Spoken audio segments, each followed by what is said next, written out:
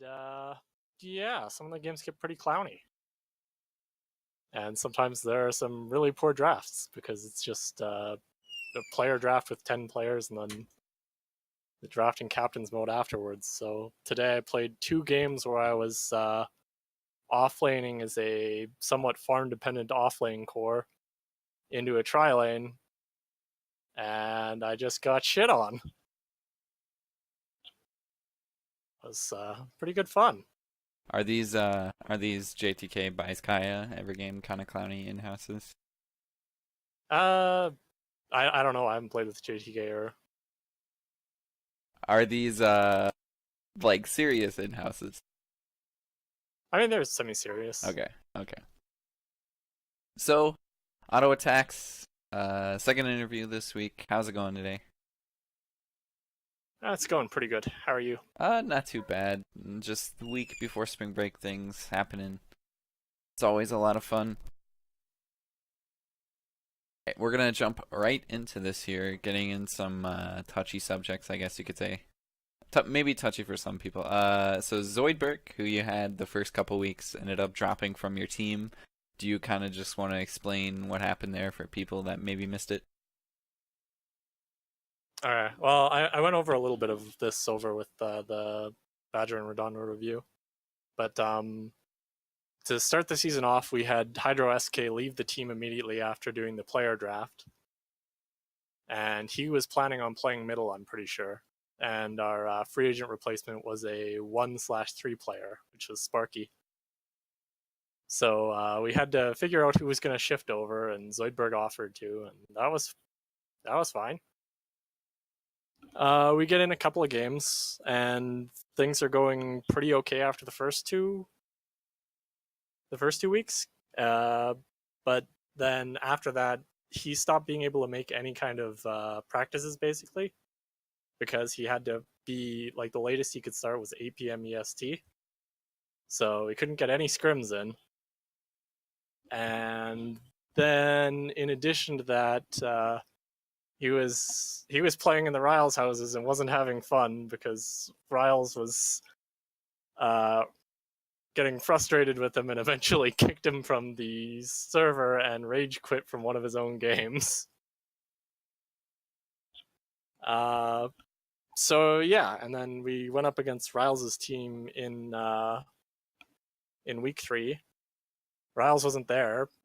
His internet was dropped, and I was trying to get a remake or reschedule for it, but Zoidberg told me that if we remade for him, that he wouldn't show up for it. So it was him or Riles plays. So I was like, whatever. We'll go play on the default day then.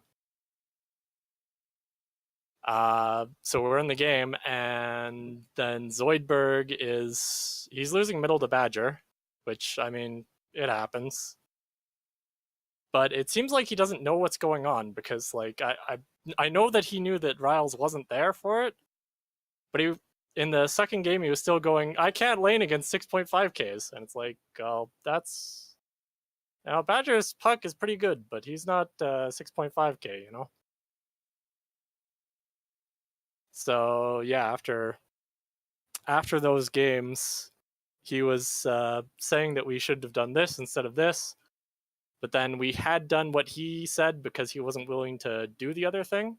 Like he popped Exorcism on top lane, and we had our Gyro's TP was on cooldown, and we scouted out the enemy team moving in with 2 fresh blink daggers. And he didn't have anything to boost his HP, so he would have just died to the blink daggers alone. And so I call out, well, back, because we've scouted them out. There's no need to take this fight. We're getting farm in the other lane. And he says, no, go! So we stay there, and we lose the fight pretty badly. And afterwards, I'm saying, well, you know, we have to listen to the calls in that. And he's saying, well, the call is wrong. And then I'm saying, well, no, it isn't wrong, because here's why. We scouted it out. They have their fresh blink daggers. There's no reactionary play from you. There's no reactionary save from our other heroes. And he's just like, well, you're wrong. Yeah, so he quit the team after that. So you think there was a single moment in that game that he got tilted from? I think he was tilted before we started because like I was asking him what hero he wanted to play in the draft because I was giving him like the last pick of the draft, and he was just responding, "I don't care." All right. So it's just hard to work with at that point. Yeah. Yeah, very hard to draft for sure. And it sounds like Riles is completely the source of all this, right? Yeah, I'd blame him 100%. All right. 1000%. Riles 1000% to blame. So you've had to deal with actually quite a bit this season, stepping up into that captain role when you started as a player and also having to deal with Dr. Zoidberg. Done pretty well in light of that, I guess. And you've actually taken over the mid role in Zoidberg's absence. How has that transition been from the offlane? It's been all right. I haven't been going up against too many of the like higher level mid laners. I've played against Riles mid a couple of times, and I basically lose every single lane. Though sometimes it's because of rotations, so there's that. Oh. No, you're good. Go ahead. All right. Well, yeah. So I don't have that like hero pool for it, right? Because off lane I can play like pretty much anything other than Earthshaker, I think.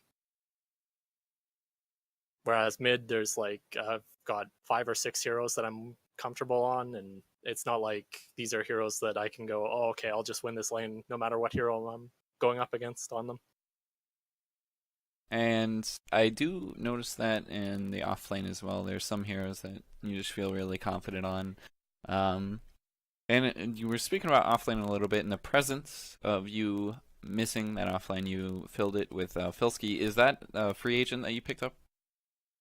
Yeah. Okay. And he is in the offlane. He plays a lot of DK, Beastmaster, Batrider, kind of pusher heroes. Is he someone that you rely on to make space for you in the mid game? Yeah. It's ideally we've got some like some pretty tight team movement. But yeah, if he gets a good start, then he's able to make some plays, which is good. And I noticed in his last bat game, actually, he had like 30 assists or something crazy like that. He had a really good game, and I historically suck at that hero, so gotta give props to him there. Yeah, it's a good hero.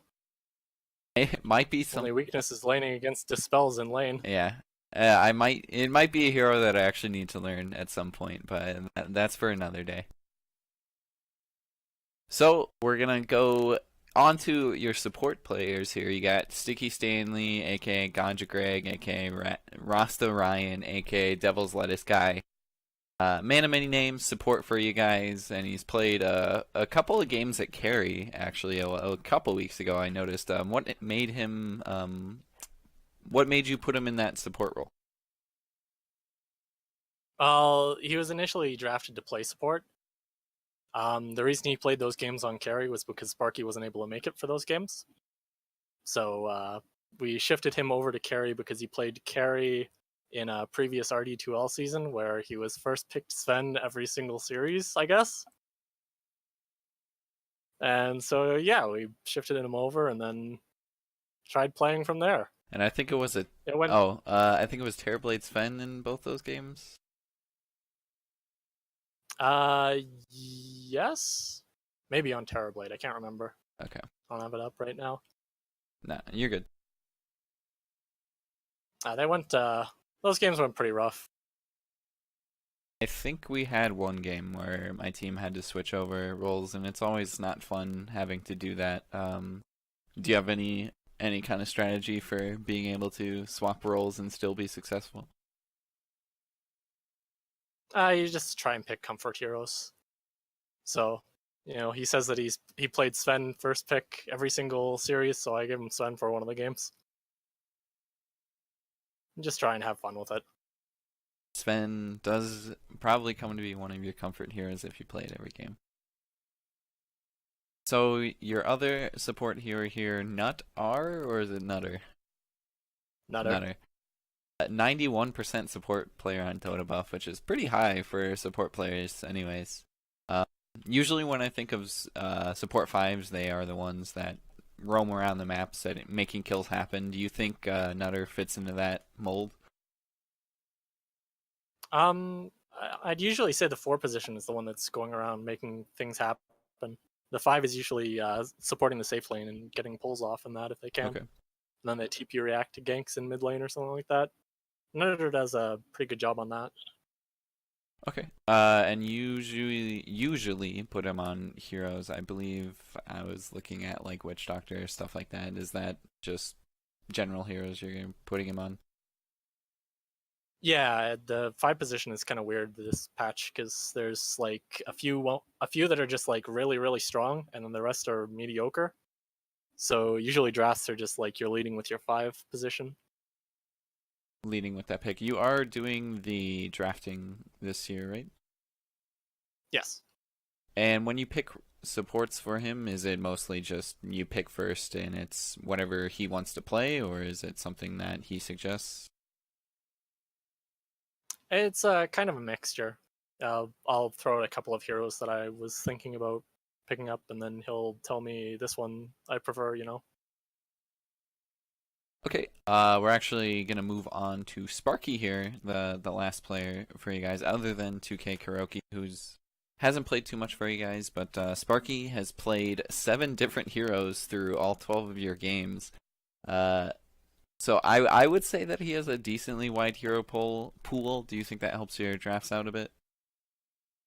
For sure. And if he's not comfortable in the hero, I probably pick it for him anyway. Just force him to play something. Yeah, it's not usually anything that bad, but yeah, it's fun to play with different heroes. All right, auto attack. From question from an offlaner to an offlaner, what do you think about offlaning this patch? I was watching Blitz stream a couple days ago saying how hard the offlane is, and it's just kind of depressing right now. There's really not much you can do. What do you think about the current offlane meta? I'd agree with that. It's we got our good patches with the shrines and that. Now we have to pay our dues. It's a lot of times you have to just pull the creep wave so that you can get your early levels or something like that. Do some shenanigans. That's part of why Tusk is really valued too. Is you can shard block the first creep wave on the offlane, which is an alternative to pulling, or you just get some space making hero. Okay. Do you think there's ever going to be like a fix or a change that gets rid of the offlane pulling the creeps around the tower? Hopefully. I mean, one of the things that they could do is reintroduce the creep spawning at 30 seconds. Because then if an offlaner's trying to pull the creep wave and they're the creep camps that spawn right next to is like on the ancients on Dire side and the medium hard camp on Radiant, you can just go over there as a support and pull the creep wave into it. So that would force the offlaners to just kind of pull the wave over to in front of their tower, which was a thing before, and it wasn't a really it wasn't a big issue then. So Wouldn't that just make the offlane like way more difficult? I guess getting rid of it would just make it more difficult anyways, but there's got to be some. Yeah, I don't know. That it limits the hero pool when you do that. Maybe dual lanes become a thing if they do that, but I'm not sure. We'll see. All right. So we're gonna move on to the quiz, I guess, portion of the interview, the Dota buff quiz. I hope you studied. I hope you're prepared. You know, looking at your Dota buff during this time. Are you ready? No, let's go. All right. You gave the same response as Yuck, so and he did decently well. Nice. So we'll see if you can beat him. All right. So question number 1: what's your highest win rate hero over 100 games? So a hero that has over 100 games and has your highest win rate. I only have like 2 or 3 heroes You over do. 100 games. So that It's gonna be Nyx. Right? yes. I thought you might get that one. Yeah. Yeah, because Over 100 games is pretty small pool there. yeah, it does narrow it down quite a bit. But I mean, 33% chance is still good for a first question, I think. Do you know your win rate with him though? It's somewhere around 66%. 67, but close enough. 67. Okay, here. I'm terrible on the hero now too. I haven't played him too much since or an enormous amount since the stun change where you can't target with it. Yeah, I think he's just kind of fallen off in the offlane meta as well. He used to be a big offlaner, but I don't really know if he does that much in the offlane anymore. You can't pressure the safe laner, so Yeah, unless they're an int hero. gotta be able to at least do something. So, question number 2, kind of a weird stat. What's the most amount of denies you've gotten in a game, and what hero did you get it on? 67 on Morphling? That is exactly correct on both. I'm Nice. curious to know how you know that. I looked at it kind of recently. Oh, damn. I think I lost the game as well, like really badly. It was just like me against the world. I remember looking at it and it wasn't lost, but I didn't actually check the game stats. So I like looking at the record stats. that's usually the one that most people get. Not denies though. It's usually like last hits or GPM or something. So question 3, best record for Dota in a single day. So the most amount of wins in a single day, or the best win-loss ratio in a single day. I think is it weighted more towards games played? We'll say yeah. I think the most games I ever played in a day was like 12, and I think I won 11. Oh boy, I got 9-1 on December 16th of last year, so it would have just been like a couple months ago. But I mean, you totally could be right because that stat's totally not accurate at all. So That's not too bad. I got the number of losses right. yeah, I mean 9-1 still what, like 300 MMR if they're all 25 games. But I'm no solo queue player here. Only party MMR. I don't. So it's +5. I probably broke even on MMR. Yeah, that's true. Well, was that before or after the badge change? I can't remember. That was. I think that might have been after it. Okay. Or wait, yeah, December last year. Yeah, December 2017. 2017, yeah. I think that would have been after the badge change. Yeah, I think that came out in like November. Anyways, question 4. What is your lowest win rate item? And again, over 100 games. Oh God, I have no idea on this one. Is it Dagon? No, I picked Dagon. It's not when I'm Dagon. stomping games. I'll give you one more. It's something. Okay, give me a hint. Give me a hint. I got nothing. It's an item that most offlaners don't buy, like, ever.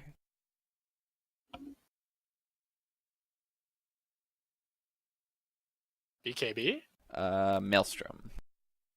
Maelstrom. I'm. Well, yeah. If I build Maelstrom and I'm winning, it upgrades to Mjolnir. Yeah. Oh yeah, That'd totally. do it. But I'm assuming most offlaners don't buy that item, so that's most likely why. So question. Yeah, that'd. Oh, sorry. No, you're good. No, I was just saying. I was just agreeing with what you said. Go ahead. Yeah. Question number 5. What is your most played support hero? Rubik. Rubik, and how many games? I think Rubik's the other hero that's over 100 games played. Other than Darkseer. He is at 98. So you're 3 Close. off there. All right. That was decent though. I think the only one you missed was the win-loss one, if we really want to count that, and then the Maelstrom, but I think that was pretty much impossible. I wasn't expecting you to get that one though. All right, so I wouldn't have gotten that one at all. I don't think I've ever checked those item win rates. oh yeah, no. The problem is too, I think they're super inaccurate because it's usually if you finish the game with an item, it's when it actually counts it. So of course you're right. If you're winning a game, you're probably gonna upgrade to Mjolnir. So you got 6-6 record. You got a big game coming up this week to try and get into those playoffs against Big Mike Mercy. That's Ziffer's team. You got any words for them? No, I'm gonna look up their Dota buff at the end of the game, or just before the game, and at some point, Sparky's gonna build a rapier, and we're gonna trade. We're gonna base race, and we're gonna win. And yeah, Hoping to win a base race. Dota. That's a good gamble right there. That's happened 2 weeks in a row. All right. So good luck in those games, AutoAttacks. Hopefully you guys can make the playoffs. I'm rooting for you. As a fellow offlaner, of course. I'm mid lane now. Well, most of your games, I'm guessing you play offlane, from what I've. Yeah. Okay. So good luck in those. Thanks for coming on. Thanks for talking to me today. Thank you for having me.